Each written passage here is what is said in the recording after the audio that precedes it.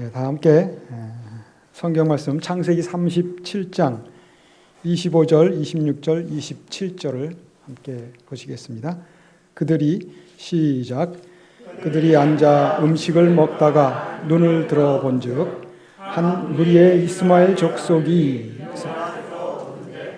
그 낙타들의 향품과 유향과 몰약을 싣고 애굽으로 내려가는지라. 유다가 자기 형제에게 이르되 우리가 우리 동생을 죽이고 그의 피를 덮어둔들 무엇이 유익할까? 자, 그를 이스마엘 사람들에게 팔고 그에게 우리 손을 대지 말자. 그는 우리의 동생이요 우리의 혈육이니라 하매 그의 형제들이 청종하였더라. 아멘. 지난주에 우리 하왕민 장로님 설교하실 때 갑과 을에 대해서 말씀하셨는데 요셉이 형들에 대비돼서 을이었다고 그랬습니다. 그리고 애굽으로 팔려가서도 보디발의 집에서 요셉은 분명히 을이었겠죠.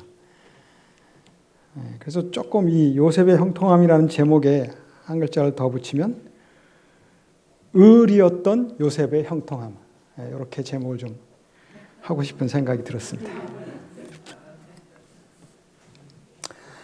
요셉이 이제까지 할아버지 이삭과 아버지 야곱의 지도 아래서 배워왔던 모든 원칙들이 있었습니다. 그것들은 지금으로 말하자면 초등학교 과정이나 마찬가지였습니다. 전혀 예상하지 못했던 이 큰 일을 만나게 되어서 두려움 속에 애굽으로 팔려가게 되면서 그의 마음속에는 이 어린 시절에 초등학교 과정이나 마찬가지였던 집에서 배웠던 많은 교훈들이 물밀듯이 떠오르게 됩니다. 그리고 그것들은 앞으로의 요셉에게 있어서 확고부동한 신앙을 유지하는 기초가 되었습니다. 미래가 불확실한 암담한 상황이 되었지만 아브라함과 이삭과 야곱이 하나님께로부터 받았던 그 약속들을 요셉은 자신의 것으로 삼았습니다.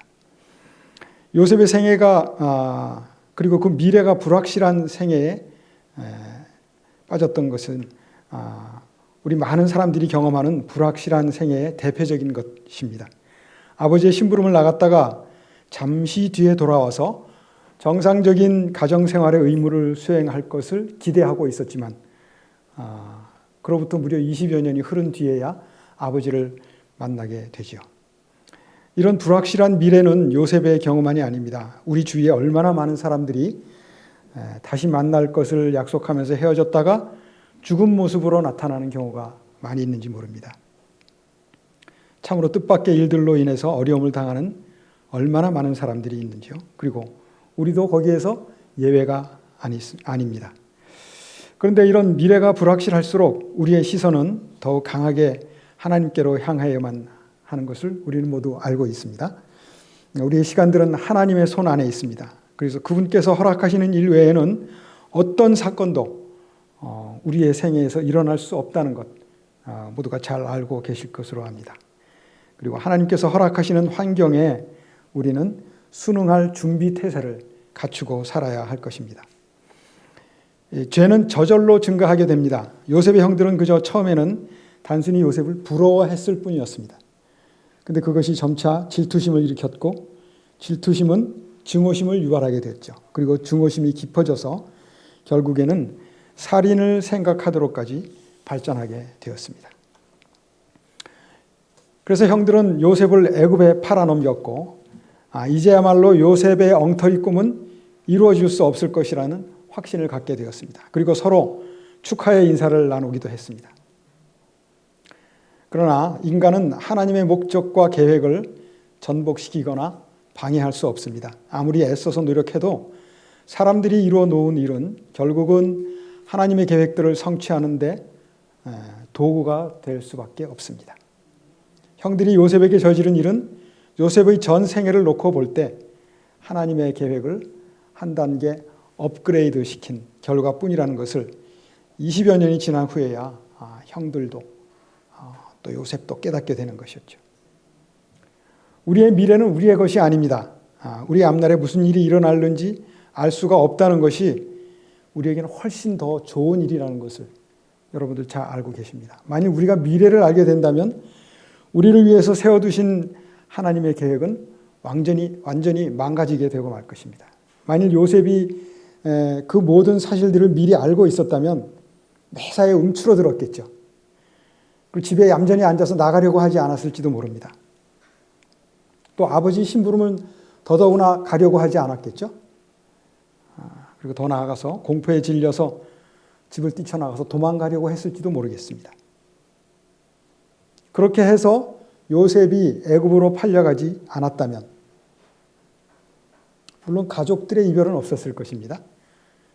그런데 몇 년 후에 기근이 다가왔을 때 그것을 예언하고 준비해야 할 요셉, 애굽에 없었을 것입니다. 또 창고에 비축해둘 양식도 없었을 것입니다. 가나안 지방도 애굽 땅도 또 주위의 여러 나라들도 기근 때문에 황폐화되고 말았겠죠. 문명은 몇 세기 뒤로 후퇴되었을 것이고 애굽은 이 지상에서 사라지고 없었을 것입니다.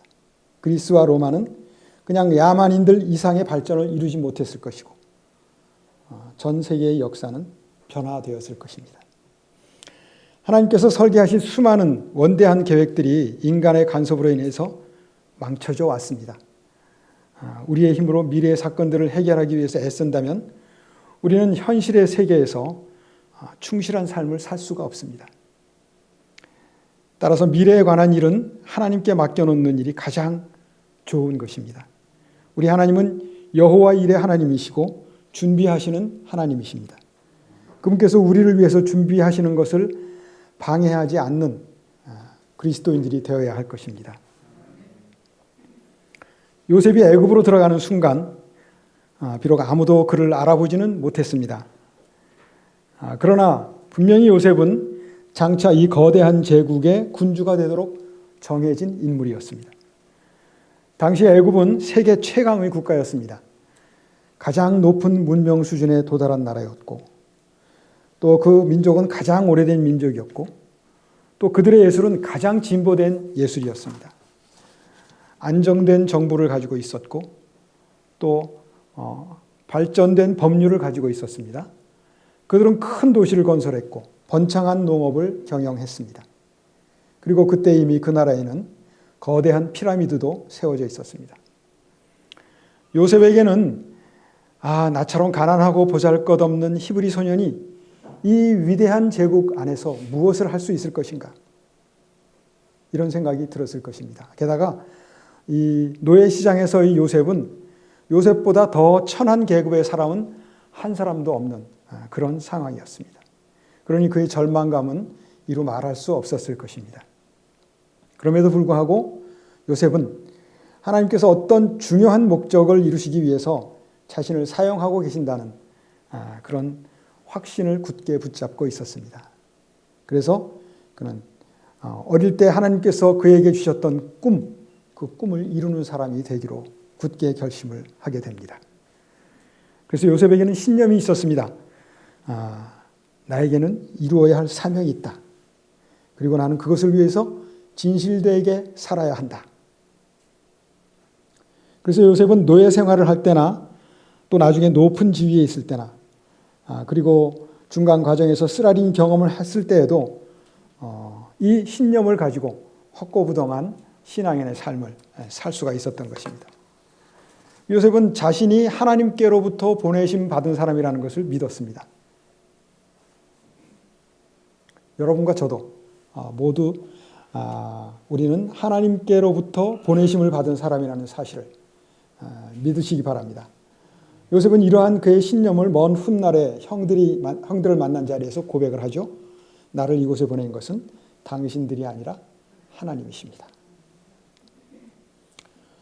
우리 각자는 어떤 정확한 일을 하도록 계획되어 있습니다. 그것은 하나님께서 계획하신 일이고 또 우리에게 주신 생활 환경은 바로 그 일을 성취할 수 있도록 하나님께서 주신 환경들입니다.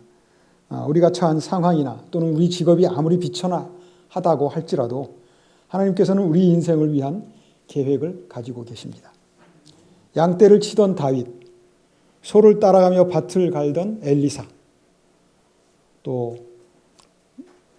왕의 술잔을 나르던 느헤미야, 그리고 성전의 소년 사무엘, 이들 모두는 보잘것없는 위치에 있었지만 모두 다 하나님께서 보낸 사람들이었습니다. 그들에게와 마찬가지로 우리에게도 겪어야 할 시련과 실망과 상처들이 있습니다. 또 인생의 여러 가지 어려움과 손실들이 있죠. 또 견뎌야 할 슬픔과 비애 등이 있습니다. 그러나 이런 모든 것들은 우리의 생애에 대한 하나님의 계획을 성취시키기 위해서 우리를 준비시키는 하나님의 특별한 사자들인 것입니다. 이렇듯이 우리는 모두가 하나님의 특별한 계획과 생각 속에서 살고 있습니다. 그리고 우리의 생애 속에서 일어나고 있는 모든 일들은 하나의 목적을 가지고 있다는 것입니다. 하나님께서 계획하셔서 왕이 되고 하나님께서 계획하셔서 제사장이 되고 선지자가 됩니다. 마찬가지로 하나님께서 계획하셔서 우리는 목사가 되고 교사가 되고 의사가 되고 간호사가 되고 또 가정주부가 되는 것입니다. 여러분들 잘 아시는 철로역정, 이 철로역정의 저자인 존 버녀는 원래 가난하고 천박한 술주정뱅이 수선공이었다고 합니다. 아무도 그를 돌아보지 않았습니다. 그리고 그에게는 아무런 꿈도 없었습니다. 주위에 어떤 사람도 존 버녀를 개발이 가능한 두뇌를 가진 인간이라고 인정해 주는 사람이 없었습니다. 그런데 이런 사람이 갑자기 양심의 가책을 느끼기 시작합니다. 그리고 하나님께 갚아야 할 빚이 있다는 것을 깨닫게 되었습니다. 그리고 그와 동시에 하나님께서는 나를 위해서 하실 일을 가지고 계신다. 그것을 깨닫게 되었던 것입니다. 그리고 마침내 마비되었던 술에 취해 있던 그 존 버년의 지능에 변화가 생겼습니다. 꿈을 꾸게 되었고 새로운 이상을 보게 되었습니다. 흔히 보통 이상의 능력을 소유하지 못했던 사람들이 진심으로 하나님께 그들의 죄를 회개하고 그들을 위한 그분의 뜻이 무엇인지를 알고 그 뜻을 행하고자 진지하게 노력할 때 잠재되어 있는 지능들이 일깨워지고 또 그가 가지고 있던 능력들이 화려하게 나타나는 것을 보게 됩니다. 겸손과 사랑으로 하나님의 뜻을 행하기 위해서 열렬히 헌신할 때까지 사람들 속에 잠재되어 있는 능력들은 발전하지 못합니다. 요셉은 이것을 깨달았습니다. 그리고 하나님께서 자신을 인도하고 계시고 또 보호하고 계신다는 사실에 확신을 가졌던 것입니다. 보디발의 집으로 팔려갔습니다. 이 보디발의 집에서 요셉은 노예 생활로 시작을 하였지만 노예 생활은 그리 길지 않았습니다. 왜냐하면 그의 정직과 또 하나님의 축복으로 노예가 아닌 아들로 간주가 될 정도가 되었습니다. 그의 감독 아래서 보디발의 모든 재산이 관리되었죠. 요셉은 형통한 사람이었습니다. 하나님께서는 그분의 종들과 함께 하시는 아주 많은 다양한 방법들을 가지고 계십니다. 그리고 그것이 꼭 눈에 보이는 것만은 아닙니다. 좋은 생각을 떠오르게 하시고 마음에 감동을 주시고 또 올바른 선택과 결정을 하게 하십니다.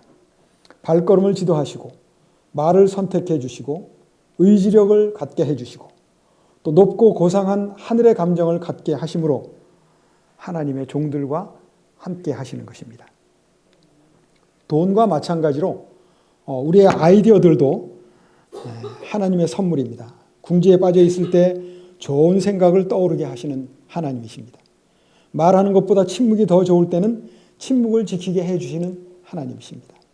반대로 말하는 것이 좋을 때 적절한 말을 하도록 지도해 주시는 하나님이시죠.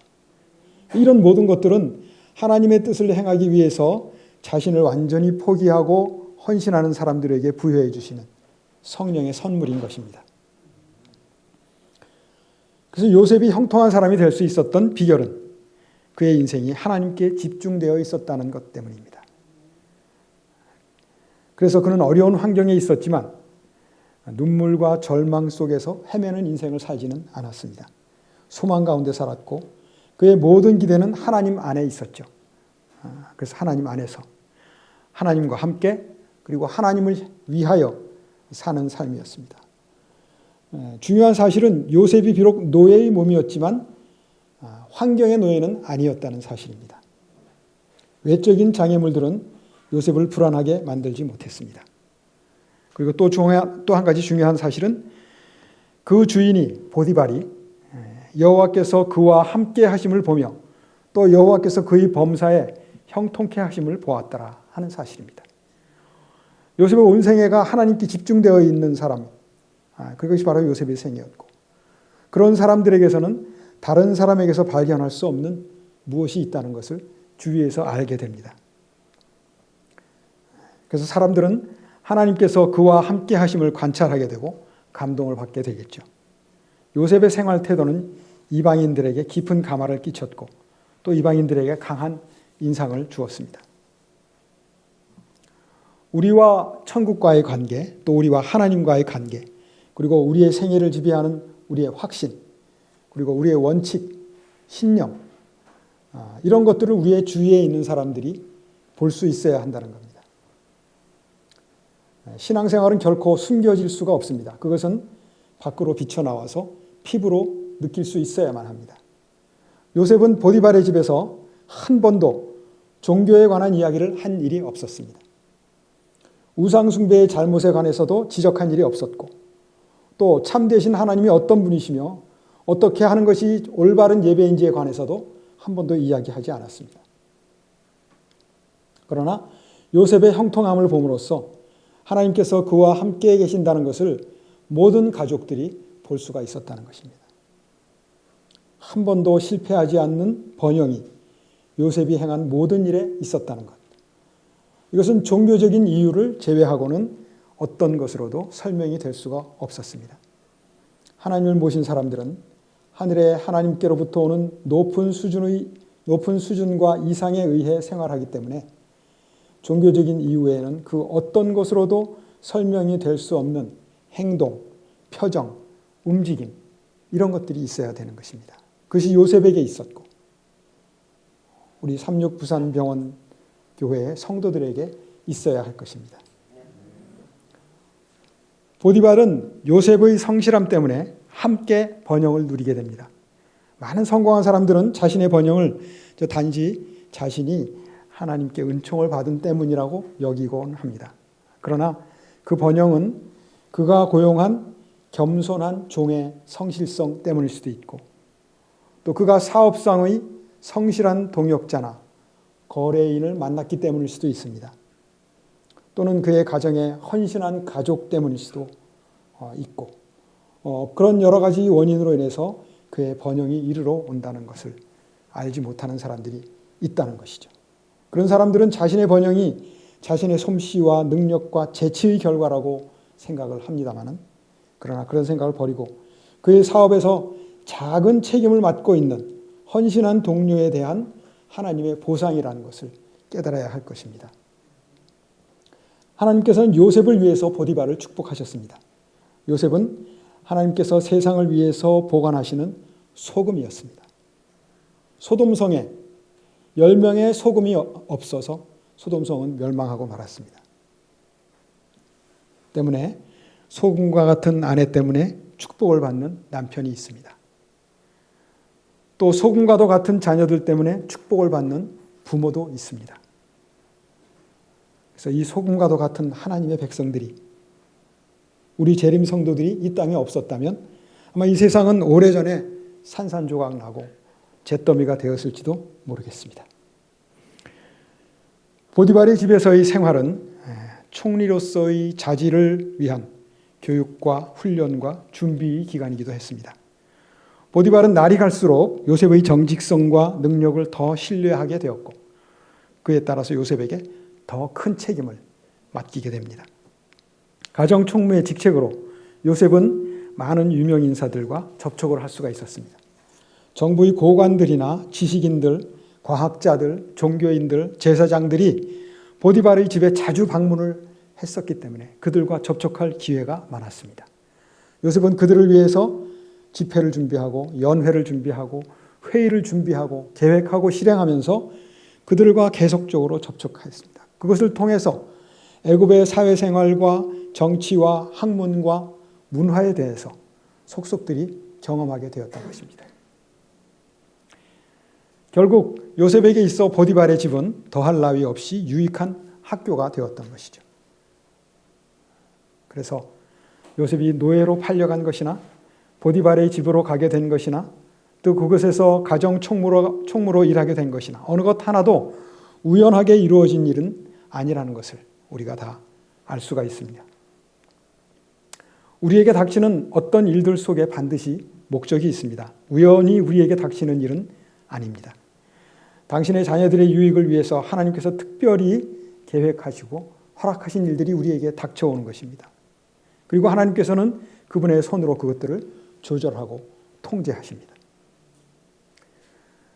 애굽으로 팔려가는 과정을 통해서 요셉이 마음의 상처를 입은 것은 사실이었습니다. 그러나 요셉은 마음속으로 노예가 되는 것이 하나님의 뜻이라면 가장 훌륭한 노예가 되기로 결심을 합니다. 어떤 책임이 주어져도 죽게 하듯 최선을 다하겠다는 결심을 하게 되는 것이죠. 이런 자세가 요셉을 형통하게 하는 발판을 마련하게 되었던 것입니다. 그래서 그 이방 나라에서의 부정부패와 오류와 잔인함과 학대와 유혹 이런 것들을 해결할 수 있는 방법을 알게 되었고 또 그의 마음을 행복하고 침착하게 유지할 수 있는 방법을 알게 되었습니다.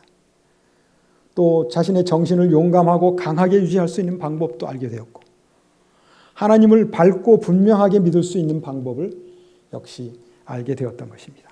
그래서 요셉은 자신이 졸업한 그 위대한 학교인 보디발의 집에 대해서 감사하는 마음을 영원히 잊지 못했을 것으로 생각이 됩니다. 시편 119편 9절에 청년이 무엇으로 그 행실을 깨끗하게 하리이까 주의 말씀을 따라 삼가할 것이니이다 라는 기록이 있습니다. 깨끗한 생애를 살기 위해서 어떻게 살아야 하는지에 관해서 적극적이고 명백한 가르침이 있는데 그것은 하나님의 말씀 외에는 없다는 의미가 되겠습니다. 그래서 요셉처럼 강하고 순결한 청년들일지라도 경고를 받아야 하고 주의해야 할 필요가 있는 것입니다. 요셉에게 큰 시련이 닥쳤습니다. 요셉이 보디발의 아내의 유혹으로부터 승리를 거둔 것은 그의 생애에 있어서 무엇보다도 하나님을 사랑하는 것과 하나님의 뜻을 행하는 것이 먼저였기 때문이었습니다. 오늘날의 유혹은 요셉의 시대보다 더 교활하고 더 음흉하고 더 교묘하고 더 간교합니다. 마치 숨어있는 저격수나 또는 치명적인 독가스처럼 우리 주위를 오염시키고 점점 우리를 옥죄어오고 있습니다. 그럴 때 유혹으로부터 승리하는 비결은 오직 우리의 눈을 하나님께로 향하는 것 외에는 없다는 것을 우리는 다 알고 있습니다. 그 유일한 방법을 사용하지 않으면 우리는 패배할 수밖에 없을 것입니다. 내가 어떻게 이 큰 악을 행하여 하나님께 득죄하리이까 하는 것이 요셉의 방법이었고 또 승리의 선언이었습니다. 하나님께 복종하는 것은 곧 사탄에게 저항하는 것을 의미합니다. 요셉은 날마다 저항하는 삶을 살았고 결정적인 유혹의 순간에 그 저항력이 큰 힘을 발휘하게 되었던 것입니다. 그래서 요셉은 날마다 보디발의 아내의 유혹을 받았지만 언제나 현명하게 대처했습니다. 그 첫째는 항상 하나님을 기억하는 것이었고 둘째로는 잠시라도 그 여인과 함께 있지 않도록 애써 노력하는 것이었습니다. 죄의 요소는 보지도 말고 또 죄가 있는 곳에 가지도 말고 그 모양이라도 버려야 한다고 했습니다. 요셉은 종의 신분이었기 때문에 그 집을 마음대로 뛰쳐나갈 수도 없었습니다. 그렇다고 주인인 보디발에게 그 보디발의 아내에 관한 이야기를 할 수도 없는 일이었습니다. 어떻게든 스스로의 힘으로 그 유혹을 이겨내기 위해서 눈을 막고 귀를 막고 또 하나님을 의지하고 바라보는 방법밖에는 없었던 것입니다. 부조와 선지자의 화이트부인의 말씀입니다. 요셉은 그의 단순성과 하나님께 대한 그의 충성심을 지켜나갔다. 그의 주위에는 눈에 보이고 귀에 들리는 숱한 죄악들이 둘러 있었으나 그는 보지도 듣지도 못하는 사람처럼 생애하였다. 그의 생각은 금지된 문제의 주변에서 머뭇거리지 않았다. 아멘. 보디발의 입장에서 그 아내가 보디발에게 들려준 이야기를 들었을 때 당장에 요셉을 처형시켜도 아무 문제가 되지 않을 만큼 분노가 격동되는 이야기였습니다. 그런데 이 보디발의 아내는 자신의 목적을 이루지 못했죠. 왜냐하면 보디발이 자신의 아내가 어떤 사람이라는 것을 잘 알고 있었기 때문입니다. 세퍼 이에라밀이라는 유대인들의 책이 있습니다. 그 책에 이런 이야기가 실려 있습니다. 이집트의 네로라 하는 귀부인들이 이 잘생긴 히브리 청년의 소문을 듣고 그를 직접 보기 위하여 보디발의 집으로 갔다. 보디발의 부인은 손님들에게 각각 사과 한 개와 사과 깎을 칼을 한 자루씩 손에 쥐어 주었다. 그리고 요셉을 방으로 불러들였다. 그가 방으로 들어섰을 때 그의 모습에 반한 귀부인들은 모두 정신이 팔려 손가락을 칼에 베이고 말았다. 그때 보디발의 부인이 말하였다. 당신들은 그를 한순간만 보고도 매혹당하지 않았습니까? 이제 당신들은 그를 매일같이 보아야 하는 내 마음이 어떨지를 이해할 수 있겠죠? 보디발의 아내는 이런 여인이었습니다. 보디발이 알고 있었겠죠. 보디발은 자신의 아내가 이 정직한 히브리 청년에게 복수를 하고 있다는 것을 단번에 알 수가 있었습니다. 때문에 그는 침착하게 해결책을 모색하려고 했습니다. 요셉의 결백을 믿었지만 아내의 체면과 명예를 보호하기 위해서, 더 나아가서 자신의 명예를 지키기 위해서 어떤 형태로든 형벌이 가해져야만 했습니다. 그래야 아내의 명예가 옹호되어야만 자신의 명예도 지킬 수 있었기 때문입니다. 결국 생명에는 지장이 없으면서도 상당한 대가를 치르게끔 감옥에 보내는 방법을 선택하게 됐죠. 그런데 보디발의 아내에게는 그 증오와 복수심 때문에 이 노예가 살아있다는 사실이 견딜 수 없는 일이었습니다. 그러나 남편에게 더 이상의 압력을 가할 수가 없었던 이유는 그 노예가 자신보다 더 남편에게 신임을 받고 있다는 사실 때문이었습니다. 요셉이 살아있음을 견딜 수 없는 또 다른 이유가 있는데 앞으로 그 살아있는 노예의 입에서 자신에 대하여 어떤 이야기가 나올지를 생각하면 참으로 끔찍한 일이 아닐 수 없기 때문이었습니다. 그래서 요셉은 부당하게 옥에 갇히고 자신의 품성에 심각한 손상을 입는 오해를 받게 되었습니다. 그러나 요셉은 끝까지 침묵을 했죠. 만일 요셉이 입을 연다면 보디발은 분명히 그의 말을 믿었을 것입니다. 그렇겠죠. 하지만 보디발은 수치를 당하게 될 것이죠. 또 보디발의 명예에 크게 상처를 받게 될 것입니다. 요셉은 자신의 주인에게 상처를 주게 되는 말을 하는 것보다 오히려 자신이 누명을 쓰고 수치를 당하는 편이 더 좋겠다고 생각을 했습니다. 모든 일에 있어서 요셉은 이런 식으로 가장 고상한 자비의 인격을 보여주었습니다. 나중에 총리가 되었을 때에도 요셉은 그 여자에게 복수할 수 있는 충분한 능력이 있었지만 그렇게 하지 않았습니다.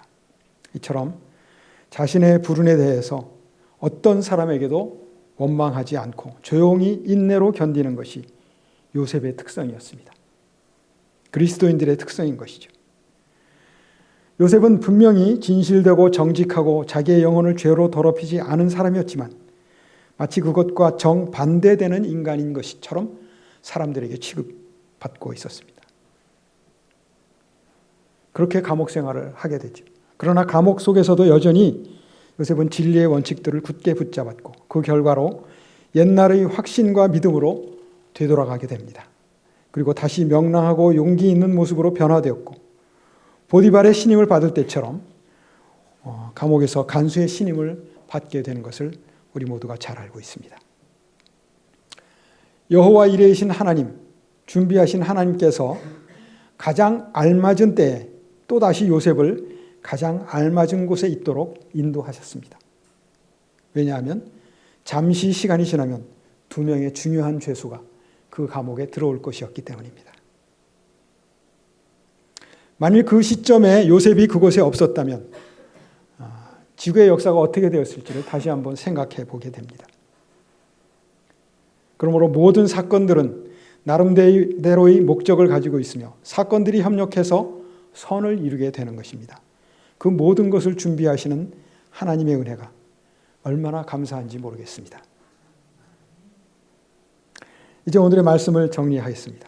우리는 모두 자신이 하나님께로부터 보내심을 받은 사람이라는 사실을 믿어야 할 것입니다. 하나님께서 우리를 통해 어떤 일을 하시려고 계획하고 계시는지, 우리가 겪는 기쁘고 슬픈 모든 일들은 그 계획을 성취시키기 위해서 우리를 독려하는 하나님의 특별한 사자들이라는 사실을 믿어야 할 것입니다. 우리가 진심으로 회개하고 하나님의 뜻을 행하고자 진심으로 노력한다면 잠재되어 있는 우리의 능력들이 되살아나게 될 것입니다. 우리의 지능들이 일깨워지게 될 것입니다.